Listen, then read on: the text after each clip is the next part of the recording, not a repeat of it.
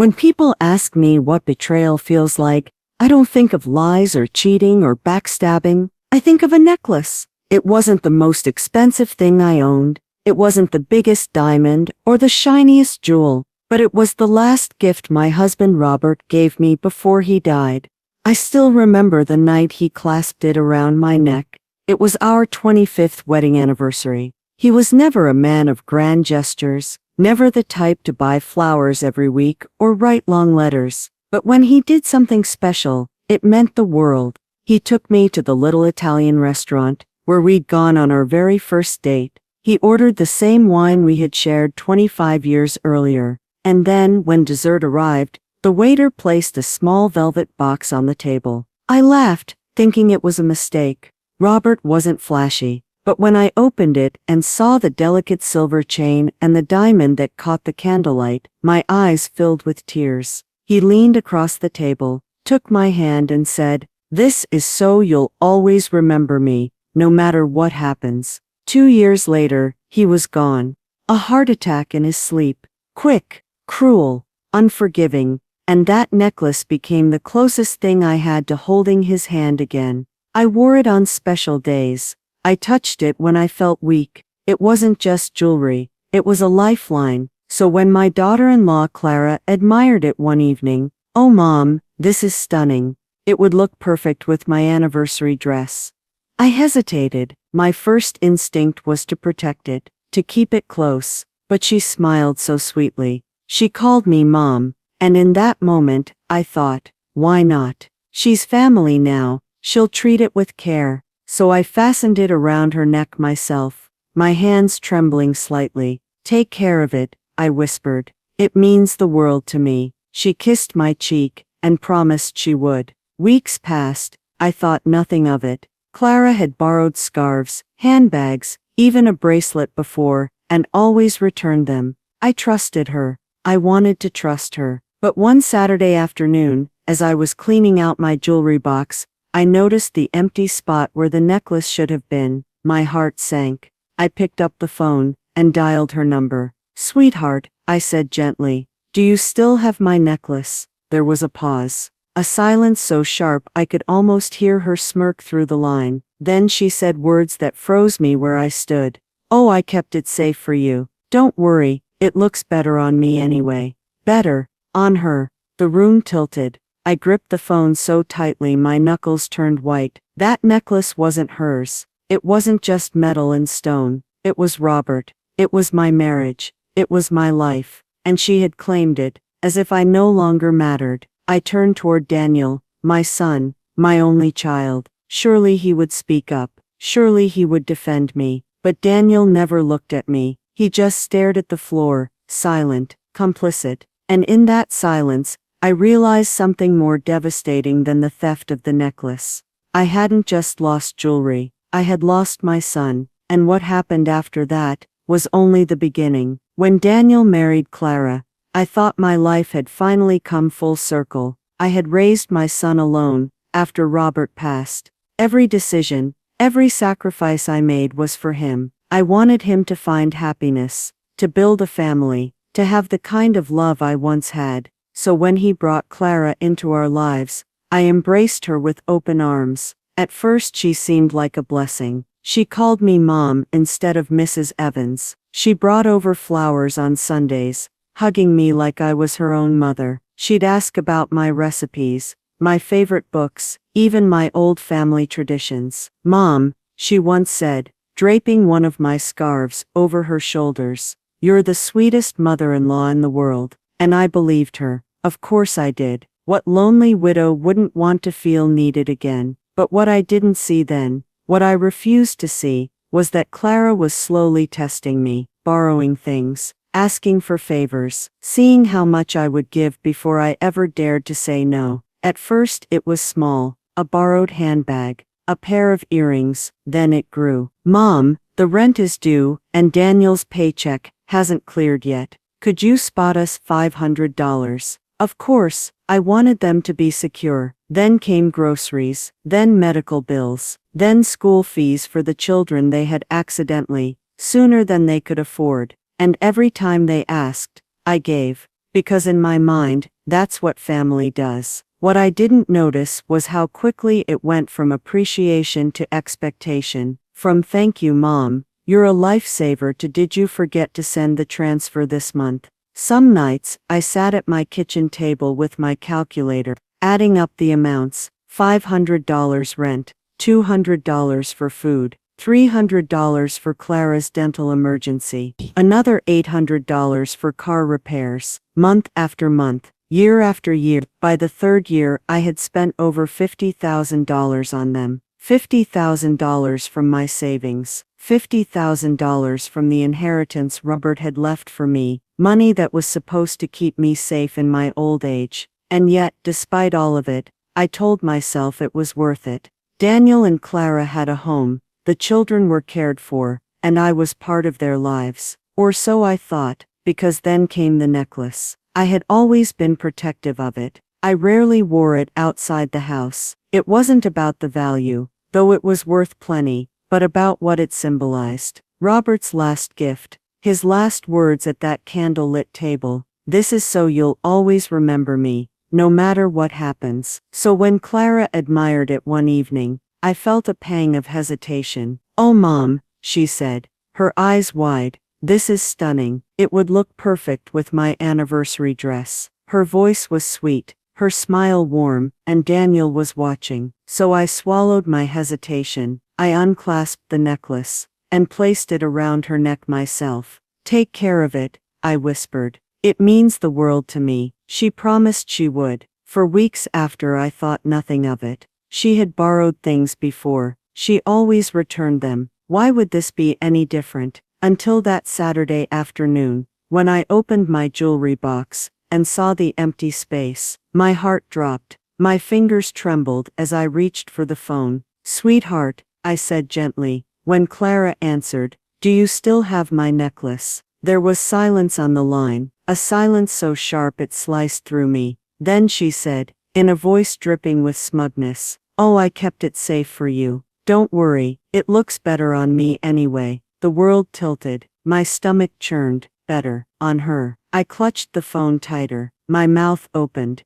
but no words came out. The necklace wasn't hers. It wasn't just metal and stone. It was Robert. It was my past. It was the only piece of him I had left, and she had claimed it. I turned toward Daniel, my son, my only child. Surely he would speak up. Surely he would defend me. But Daniel avoided my eyes. He stared at the floor, his lips pressed into a thin line, silent, and that silence spoke louder than any words. He wasn't just letting Clara do this. He was choosing her over me. I felt my chest tighten, my breath hitch. The necklace was gone, but worse, so was my son. That night, I lay awake in bed, staring at the ceiling. My mind replayed her words over and over. "It looks better on me anyway." I thought of all the sacrifices I had made, all the transfers, all the meals skipped, all the nights I went without, just to make sure they had enough. And yet when it came to the one thing I truly cherished,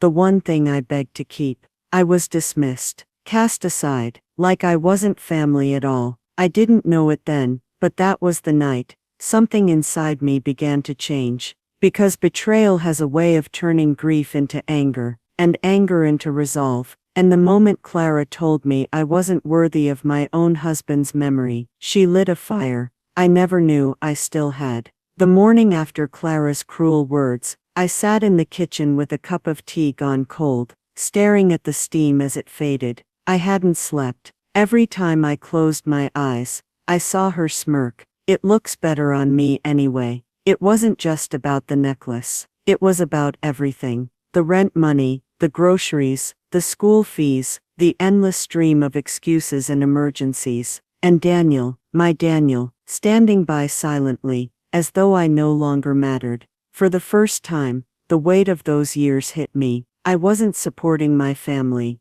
I was being used. I pulled out my old checkbook and began flipping through the stubs. $600 for Daniel's tuition, $1,200 for Clara's medical emergency, $800 for their broken-down car, $500 for rent, again and again and again. By the third page, The numbers blurred into one long betrayal. $50,000. That's what I had given them in 3 years. $50,000 I would never see again. And for what? For silence, for disrespect, for a son who couldn't look his mother in the eye. My hand trembled as I set the checkbook down. I whispered into the empty kitchen. No more. It was the first time I had ever said those words. That afternoon, my phone rang. Clara's name flashed across the screen. I almost didn't answer. But something in me, Maybe curiosity, maybe masochism. made me pick it up. Mom, she said sweetly, as if nothing had happened. The kids' school fees are due. We're a little short this month. Could you transfer $1,200 today? I swallowed the lump in my throat. My heart pounded in my ears. For a moment the old me wanted to say yes, to keep the peace, to keep Daniel close. But then I remembered the empty space in my jewelry box. I closed my eyes, took a deep breath, and said the words that changed everything. Clara, didn't I tell you? I only help people who respect me. There was silence. Long, sharp, uncomfortable silence. Excuse me, she finally snapped. You heard me, I said, my voice steady. Respect is the price of my help, and you've already told me what you think I'm worth. She sucked in a breath, like she'd been slapped. Then she laughed. Cold, humorless. You'll regret this, she spat. Daniel and I have sacrificed so much for you. We've done everything we can to keep you comfortable. If this is how you repay us. I hung up before she could finish. My hand shook as I set the phone down. My heart raced, but for the first time in years, I felt something powerful. Control. That night, I dug through my files and found more bank records, automatic transfers for their rent, regular withdrawals for their bills. They had been siphoning my life away, drip by drip, until I was nothing more than a hollowed-out shell. I called my lawyer, Mr. Grant, first thing in the morning. Freeze every transfer, I told him, effective immediately. He didn't ask why. He didn't need to. And then for the first time in years, I treated myself. I walked into a bookstore and bought 3 novels I had always wanted to read. I stopped at a bakery and bought a slice of chocolate cake. Small things, yes, but they were mine, paid for with my money, chosen for my joy. It felt like breathing after years underwater. 3 days later, Daniel showed up at my door. He didn't knock. He didn't call ahead. He just barged in, his face red with anger. Mom, what the hell is going on? He demanded. I looked up from my book. What do you mean? The rent. Clara said you refused to pay. The landlord's been calling. You can't just cut us off like this. I set my bookmark down carefully. Daniel, I am not your bank. I'm your mother, and I'm done being treated like an ATM with feelings. His jaw tightened. His eyes darted to the floor, the same way they had when Clara claimed my necklace. You don't understand, he muttered.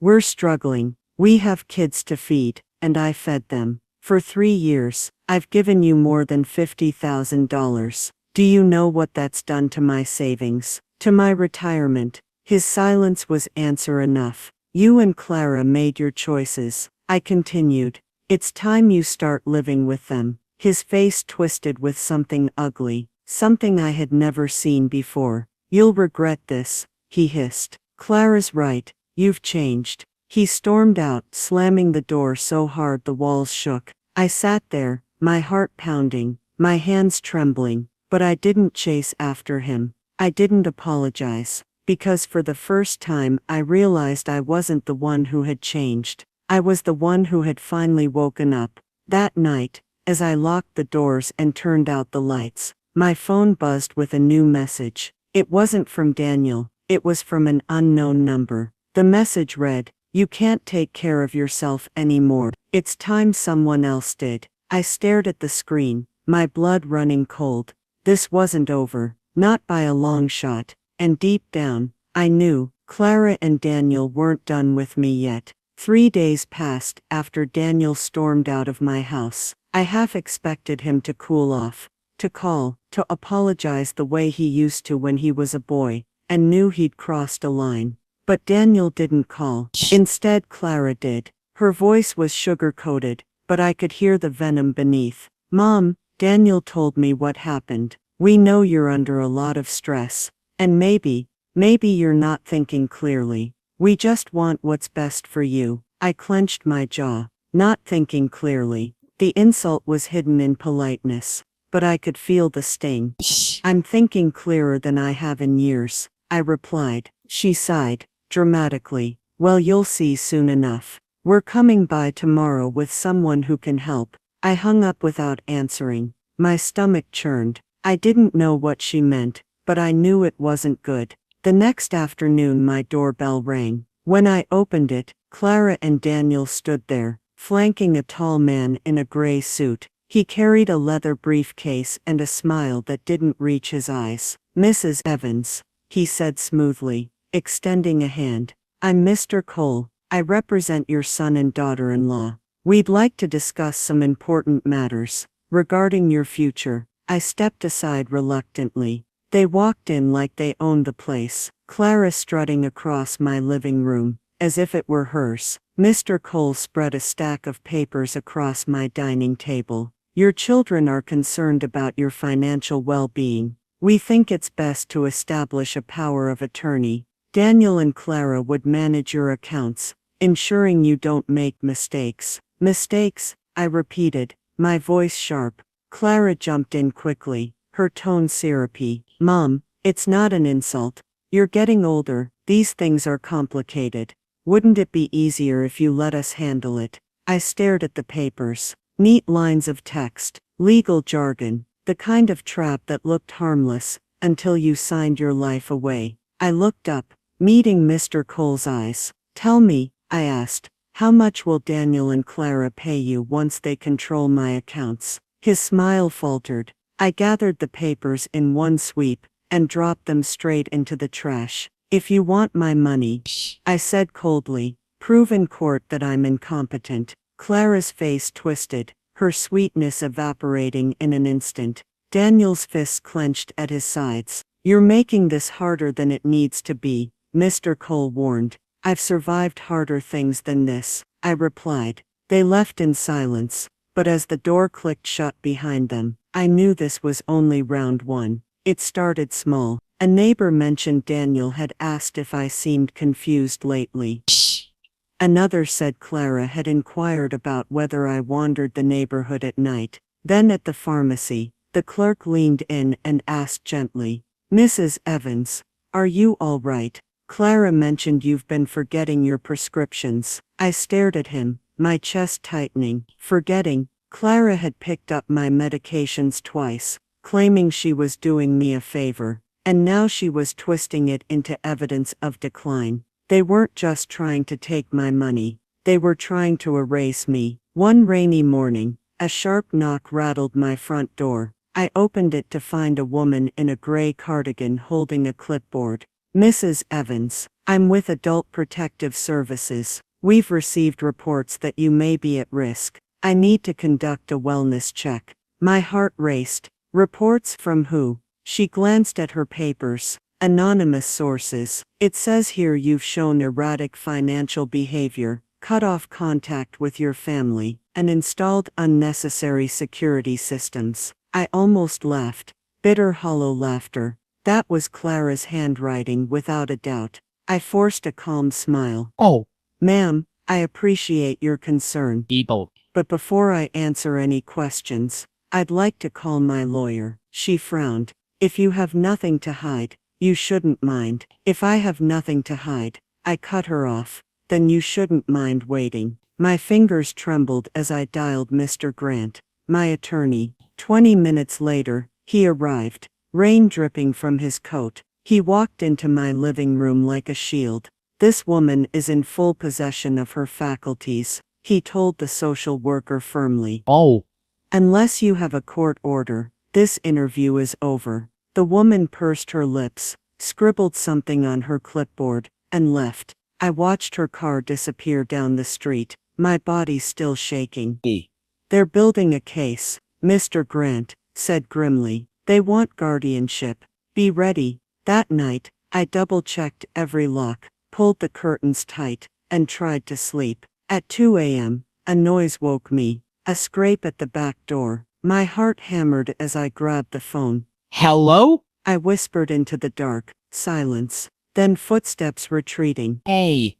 The next morning, I found muddy shoe prints outside the kitchen door. I knew whose they were. Clara and Daniel wanted me scared. They wanted me isolated. They wanted me weak enough to surrender. But fear has a strange way of turning into resolve. I looked in the mirror, my necklace-shaped scar on my chest, reminding me of everything they had tried to steal, and I whispered to myself, if it's war they want, it's war they'll get. A week later, the letter arrived. Official, stamped. Cold. Daniel and Clara had filed a lawsuit. They were petitioning the court to declare me mentally incompetent. Guardianship. That word burned across the page like fire. Cold. They weren't just after my money anymore. They wanted my freedom, and I swore, as I held that letter in trembling hands, that they would never get it. The envelope trembled in my hands as I tore it open. The words blurred as my eyes scanned the page. Petition for guardianship. Petitioners Daniel Evans and Clara Evans, my son, my only child, taking me to court to strip me of my freedom. For a moment I couldn't breathe. The walls of my kitchen seemed to close in around me, but then slowly, something inside me hardened. If they wanted a war, they would get one. I called Mr. Grant, my attorney. He listened quietly, then said in his calm, steady voice, "We'll fight this, but you need to be ready. They'll use everything against you. They'll twist your words, your actions, even your kindness." I nodded, even though he couldn't see me. I won't let them win. The weeks that followed were a blur of preparation, psychiatric evaluations, financial audits, statements from neighbors and friends. I submitted myself to every test, willingly. Memory recall, problem solving, even mathematical puzzles. And every time I answered correctly, every time I proved my mind was sharp, I felt a small spark of victory. But Clara and Daniel weren't sitting idle. Rumors began swirling. A neighbor whispered that I had been wandering at night. Another said Clara had confided I was forgetting names. Even the pharmacist, manipulated by Clara's lies, claimed I'd been missing doses. Piece by piece, they were building a portrait of a senile, confused old woman. But I knew the truth, and I was ready to fight for it. The day of the hearing, I walked into the courthouse wearing a navy dress and a string of pearls. Not my necklace. I wouldn't give Clara the satisfaction of seeing it. The courtroom was cold, the kind of sterile chill that seeped into your bones. Daniel sat at the petitioner's table, his face pale but determined. Clara sat beside him, dressed in black, as if she were attending my funeral. When the judge entered, everyone rose. My heart pounded, but my back was straight. This was my battlefield now. Their lawyer, Mr. Cole, began with a rehearsed speech. "Your Honor, this case is about love and concern. Daniel and Clara only want what's best for Mrs. Evans. Sadly, her recent behavior shows a rapid decline in her mental health. Erratic spending, paranoia, social withdrawal." Clara dabbed her eyes with a tissue, her voice trembling when she took the stand. "She's like a second mother to me. Watching her decline has been heartbreaking. She forgets conversations, repeats herself, and sometimes doesn't even recognize the children. Lies, every word, a carefully rehearsed performance." Daniel followed, his voice low and somber. "She's not the same mom I knew. She pushes us away. She accuses us of things we'd never do. We're scared she'll hurt herself financially, or worse." His words cut deep. But deeper still was his refusal to look at me. As I listened, I clenched my fists in my lap, my nails biting into my skin. They were burying me alive with lies. When the judge called my name, I rose slowly and walked to the stand. The room seemed to hold its breath. "I am not senile," I said firmly, meeting the judge's eyes. "I am not confused. What I am, is used." For 3 years, I supported Daniel and Clara. Rent, bills, food, Over $50,000. Do you know what I got in return? Silence. Disrespect. And when I asked for the return of a necklace, my husband's last gift to me, Clara told me it looked better on her. A murmur rippled through the courtroom. I continued, my voice steady. This is not about my health. It's about greed. They want control of my accounts, not my well-being. They want my freedom, because I stopped paying their bills. Mr. Grant stood and presented the evidence. Bank records showing every payment I had made. A detailed log of over $48,000 given to Daniel and Clara. Medical evaluations from 2 independent psychiatrists declaring me fully competent. And then witnesses. Mrs. Turner, my neighbor, testified that she had dinner with me weekly and had never seen signs of confusion. Alan, the pastor from church, confirmed I volunteered every Sunday and organized events with perfect clarity. Even the grocer, who had known me for years, said I was sharper than most people half my age. Piece by piece, the lies unraveled. When Clara returned to the stand, Mr. Grant's questions sliced through her facade. You claim Mrs. Evans repeats herself. Can you provide specific dates? Clara hesitated. Well, not exactly dates, but, and you claim she forgets names. Whose names? When? I don't remember. The courtroom chuckled softly. Clara flushed red. Mr. Grant pressed on. Mrs. Evans, do you consider it respectful to tell your mother-in-law that her late husband's necklace looks better on you? Clara's mouth opened and closed like a fish. For once she had no rehearsed lie. Daniel squirmed in his chair. The judge's gavel struck once. I'll deliberate. The courtroom buzzed with whispers as the judge disappeared into chambers. My heart raced. My palms were damp. This was it. Everything I had fought for. My dignity. My freedom.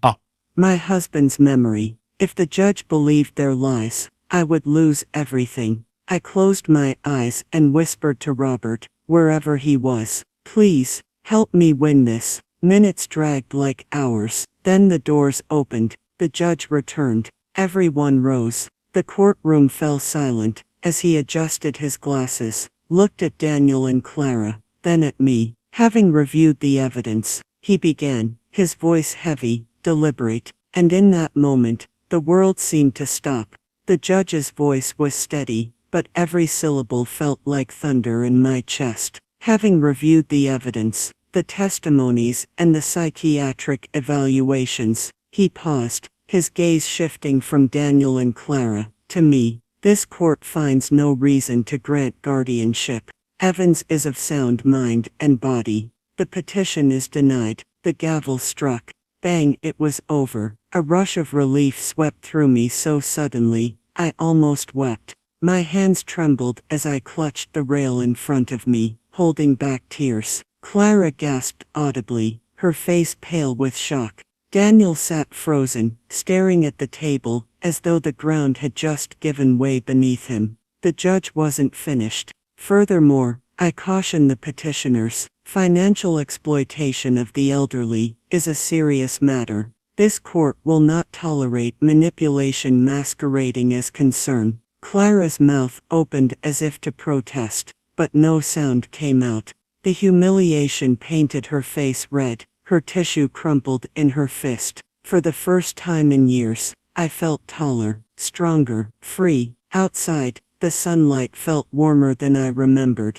I stood at the top of the courthouse steps, breathing in the air, like it was the first breath I had taken in months. But Clara wasn't finished. She marched up, her heels clicking against the stone, her voice sharp enough to cut glass. You may have won today, she hissed, her face inches from mine, but one day, you'll regret this. When you're old and helpless, don't come crawling to us. We won't be there. I looked at her, really looked at her. The woman who had once called me mom, now glared at me like a predator denied its prey, and I smiled.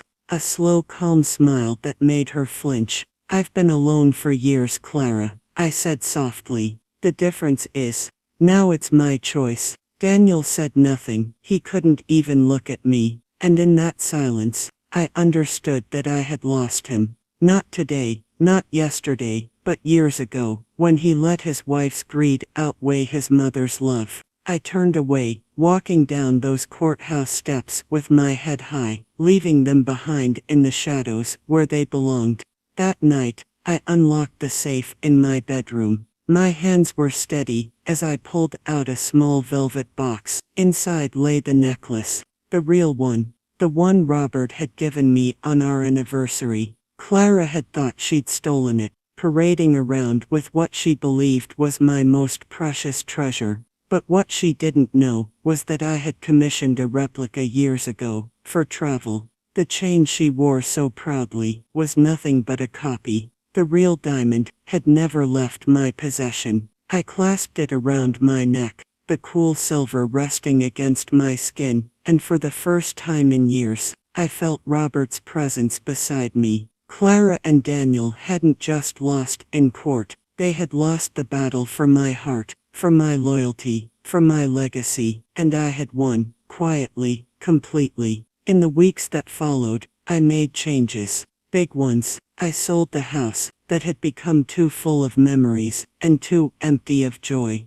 I downsized to a sunlit apartment where I didn't jump at every creak of the floorboards. I canceled every automatic payment, closed joint accounts, and rebuilt my financial independence. My money would no longer be their lifeline, it would be mine. And then for the first time in decades, I began to live for myself. I booked a ticket to Paris, a city Robert had always wanted to take me to. I strolled along the Seine, ate croissants by the Eiffel Tower, and wore the necklace proudly, letting the sunlight dance off its diamond. From Paris, I went to Rome, then Madrid, then Vienna. Everywhere I went, I met new people, made new friends, and rebuilt a life that was mine alone. At night, in quiet hotel rooms, I would touch the necklace and whisper, "I did it, Robert. I finally did it." Thanks to this day, Clara and Daniel haven't called. They haven't written. Perhaps they're too ashamed.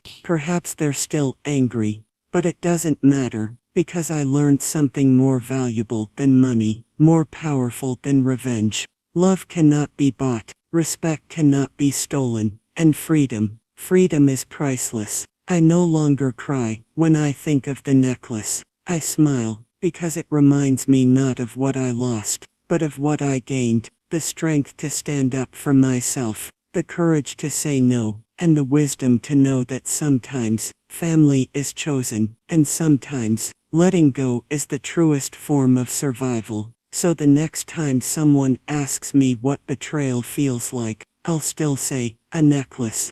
But I'll also say this, that necklace saved me. It showed me who they really were, and it reminded me who I still am.